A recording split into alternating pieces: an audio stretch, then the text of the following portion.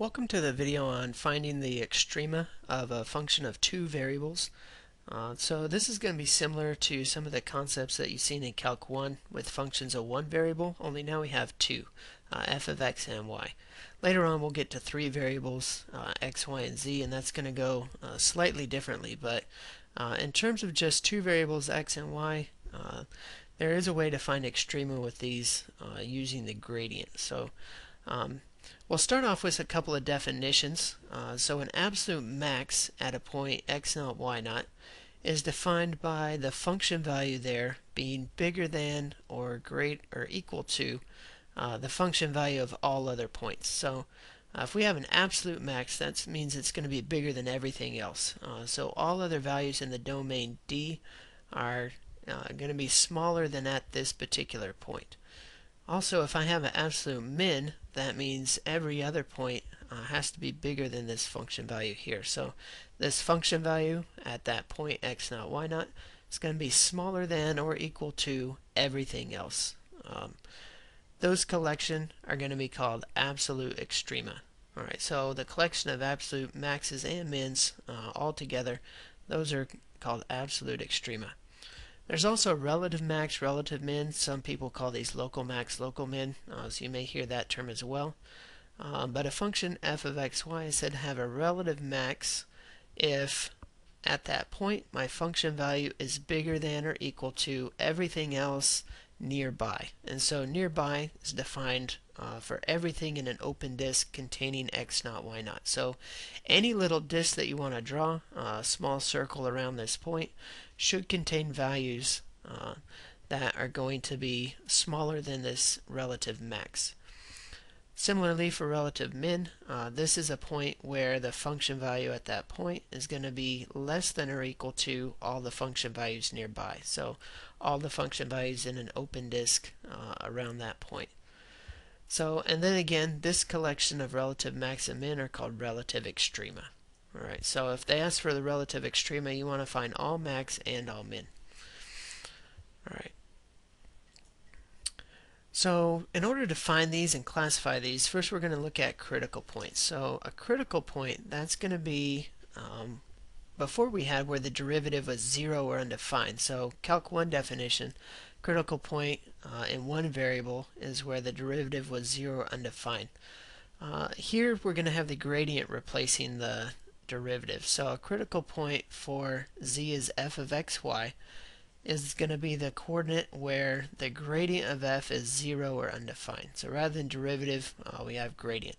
Remember, the gradient was just each partial in the I and j direction. So this means the partial with respect to x and the partial with respect to y. Both of those have to be 0 for this gradient to equal 0. Or, if we're in the undefined case, only one of them needs to be undefined for the whole thing to be undefined. So either both are 0 or one of them is undefined. That will give me a critical point. Alright, so here's sort of our classification. So we're going to get maxes, we're going to get mins, just like before from those two. But we also have one new thing called a saddle point. So a saddle point is going to be a point where every disk around that P naught contains points that satisfy both of these conditions. That function value is bigger than points nearby, and the function value is smaller than points nearby. So here you can see that. So the saddle point would be the point right there in the middle, right there where these lines are meeting. And notice I have points that are nearby that are bigger, also points that are nearby that are smaller. Down this side. So that's what we're going to get for a saddle point. For mins, here's a min. Everything nearby is going to be bigger than that point. So right there at the bottom. Maxes, everything nearby is bigger than that point. So there's a max. Saddle point, I have both. Points that are bigger and smaller. Alright, so once we've gotten that, now we get to actually classifying how do I know which case I'm in if I have a critical point. So if I have y equals f of x, remember we could do the first or second derivative test to classify critical points. Here we're just going to have one test, and that's going to be the second partials test. So the second partials test we'll use to classify critical points. So the discriminant is going to be part of this second partials test. So the discriminant is given by the second partial with respect to x times second partial with respect to y minus this mixed partial f sub xy squared. You can also remember this in determinant format if you like. Here we have second partial with respect to x and then the mixed partial on the first row, mixed partial, and then the second partial with respect to y on the second row. So if you'd like that format better, you can remember that, or just each of these single variable second partials, xx and yy, minus the mixed partial squared. Alright, so that's going to be part of our classification. So here's the chart that's going to summarize all this for us. So if we have that discriminant equal to a positive number, then we're either a max or a min. So this discriminant tells you which way things are heading, if they're all heading up, or I should say in the same direction. So here we're going to get things heading in the same direction when that discriminant is positive. And then are they going up or going down? Concave up or concave down? That depends. That depends on this other partial right here, either f sub xx or f sub yy. Alright, so this discriminant, if it's positive, that's going to be either a max or a min, and you can think of this second partial as like a concavity test. So if it's negative, that means we're going to be concave down. That's going to be a max, so that's going to be this type that's right there. So that's a maximal. If we have the discriminant positive, that means things are heading the same way, and then the f sub xx is also positive. That's like concave up, and so this is going to be a min. Alright, so there we get a min.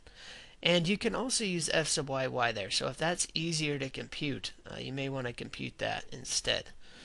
Most of the time we're going to do this one right here though. And then if this discriminant is negative, that means things are heading in different directions. So that means that we're going to get a saddle point. So I don't need to look at the other partials there. I can just grab that one directly. Discriminant negative, saddle point. Sometimes the discriminant will also turn out to be 0, and if it's 0, we don't know where we're at. It doesn't say that it's not any of these. In fact, it will be one of those. We just don't know what type. So it's either this type, that type, or some other type. So all we can do in that case is just to either plot a function and try to look at what's happening, which type it is, or start to look at points surrounding it and a sort of limit definition there. So most of the time we're going to be able to classify ours. In rare cases it does come up that you don't know what's going on, but most of the time we're going to be in cases where we can classify these as either maxes, mins, or saddle point.